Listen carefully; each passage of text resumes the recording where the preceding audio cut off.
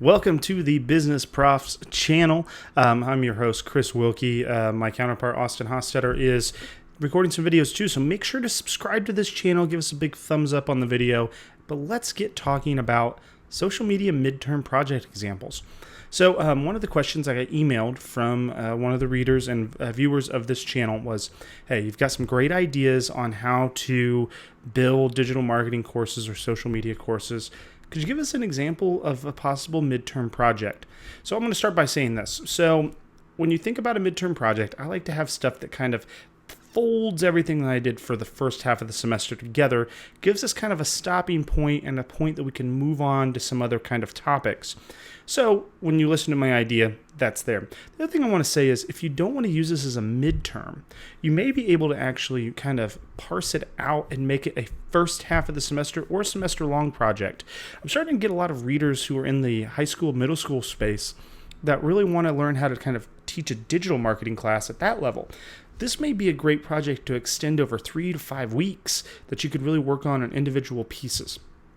So when I think of my social media midterm project, so this would be for a social media marketing class, I am going to have a few different parts. So I'm actually going to have 4 different parts that I'm going to use as part of my assignment. The first one is they're going to have to kind of pick a business. I started with the pick a business thing the first semester I taught, and it was cool. All the people really wanted to pick like really big businesses. I always thought this would be a really good for smaller, medium-sized businesses. So I had a few kind of huge failures when we started this.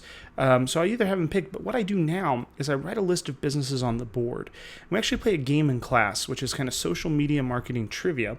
And I put them into groups, and the groups have to answer the questions. If they get it right, and no one else gets the question right, a lot of these are closest to, and we use our whiteboards, and we'll hold them up. So I give them these markers and let them go around with it. But if they get the answer closest to, they get to pick the business first. So it kind of incentivizes them to participate and learn a little bit at the same time. So once the business is selected, they have kind of a few different steps they're going to take. We've done audits in the class already, so they're going to do a social media audit that is over the company and their competitors. If you're doing this in a group format, you're going to want to have between a 5 to 8 page paper when they're done. Make sure to use SWOT analysis tables. Make sure that they're doing kind of 2 to 3 pages over the company and a page or 2 over each of the competitors.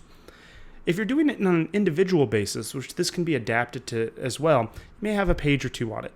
You may be doing 1 page over the company, maybe you're doing a page each over the competitors. Then once they have this, they're going to build a social media plan. So a social media plan can literally be, you can provide a template. You could have given examples in class. In my classes, we spend a week learning how to build these. Some textbooks also provide these as well. So they're going to create this social media marketing plan for that business based upon the audit they just completed. And then I make them create content in a content calendar for 2 weeks across 2 different platforms. Sounds confusing. Basically what I have them do is they pick Facebook or Twitter and Instagram or TikTok and Snapchat, and whatever they're going to be using, they're going to actually be writing the content for that company based upon their social media marketing plan.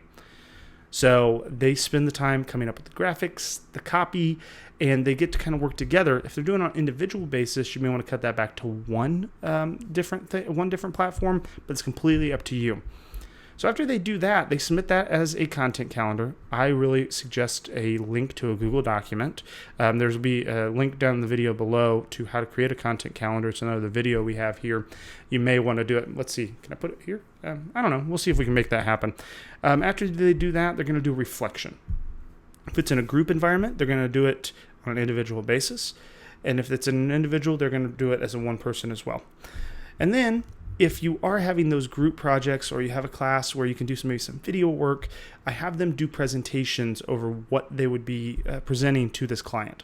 So in reality, what they have is they have kind of this portfolio package of I have an audit, I have a plan, I have content. Basically, I have this strategy that I'm going to tell you we need to put into play.